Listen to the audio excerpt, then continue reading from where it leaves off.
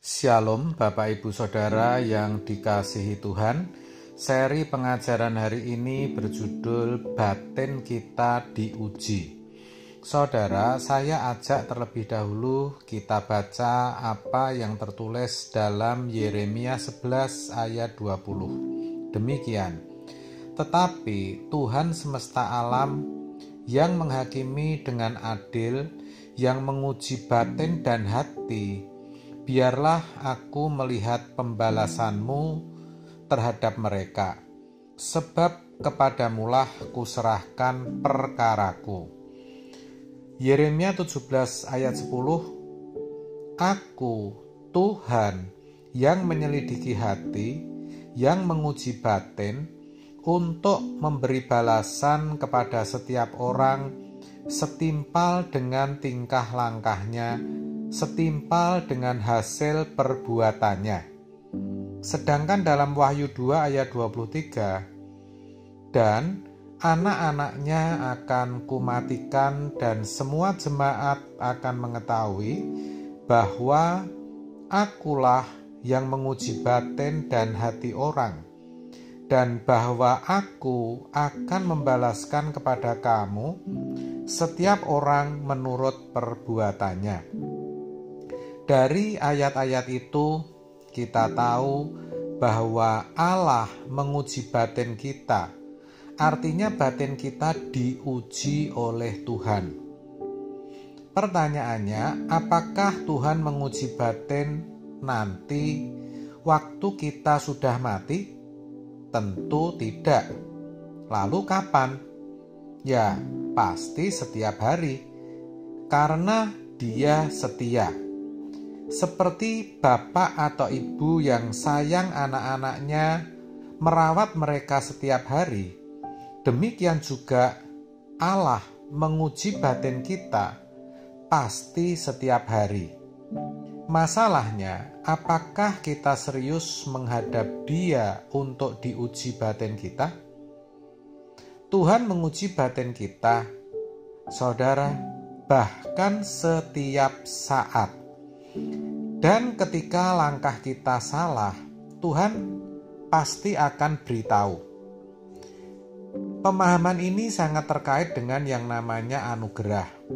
Ingat, anugerah itu tidak otomatis mengubah hidup, tetapi mengubah hubungan kita dengan Allah, di mana kita dijadikan anak-anak Bapa di surga. Jadi, bukan keberadaan kita yang diubah, tetapi relasi kita dengan Allah. Maksudnya, walaupun belum benar-benar berkeadaan sebagai anak-anak Allah dan baru memiliki status sebagai anak-anak Allah, kita sudah diperkenan memanggil Allah dengan Bapa. Begitu. Dan kalau masih berstatus anak-anak Allah, berarti masih harus dididik agar bisa benar-benar menjadi anak-anak Allah atau berkeadaan sebagai anak-anak Allah. Dengan kata lain, baru bisa mengalami keselamatan. Keselamatan itu sendiri artinya dikembalikan ke rancangan Allah semula. Tetapi sayang sekali, pemahaman kebanyakan orang Kristen tidak seperti itu. Mereka umumnya meyakini keselamatan itu bisa diperoleh dengan mudah, yaitu asal seseorang menjadi Kristen, percaya Yesus, pasti mati masuk surga. Itu disebabkan karena pemahaman yang dangkal atas kalimat hanya oleh kasih karunia kamu diselamatkan.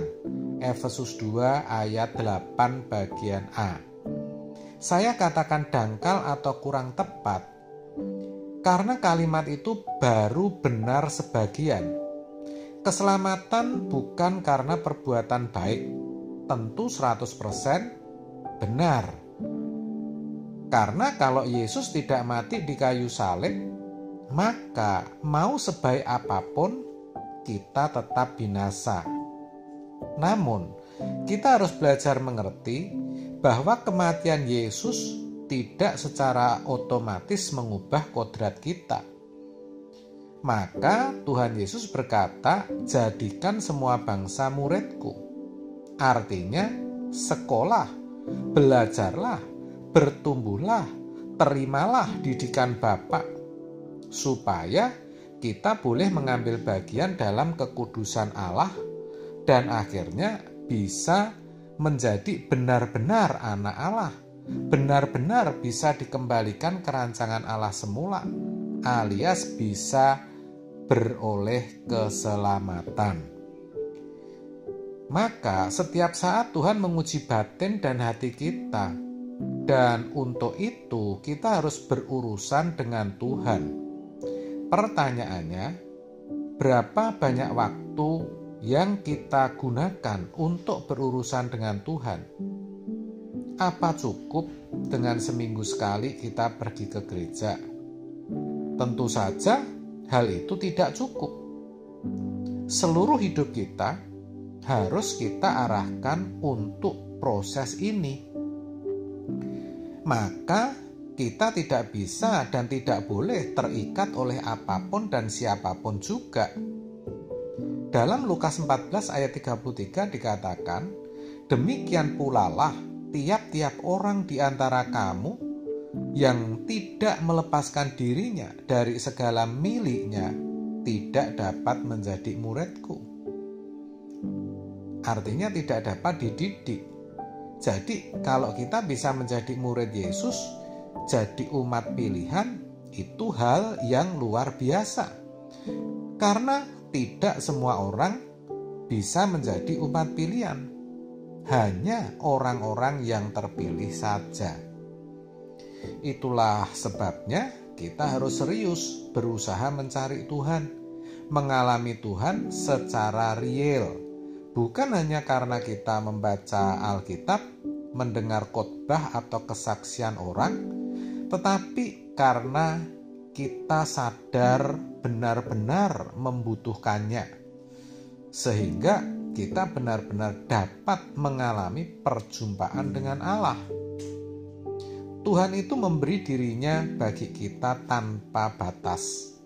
Seberapa kita mau dekat, seberapa kita mau lekat, Tuhan sediakan. Namun masalahnya ada pada kita.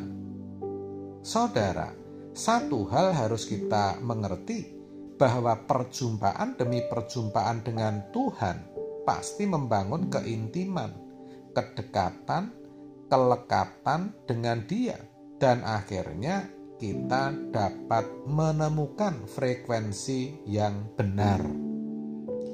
Kita harus memiliki perjumpaan dengan Tuhan setiap hari, memiliki dialog dengan Tuhan, sehingga kita dapat menemukan bahasa perjumpaan itu yang masing-masing individu pasti khas, tidak ada yang sama. Tuhan menikmati ketulusan kita kok. Sebab kalau frekuensi palsu, berarti itu munafik. Tuhan menguji batin, saudara.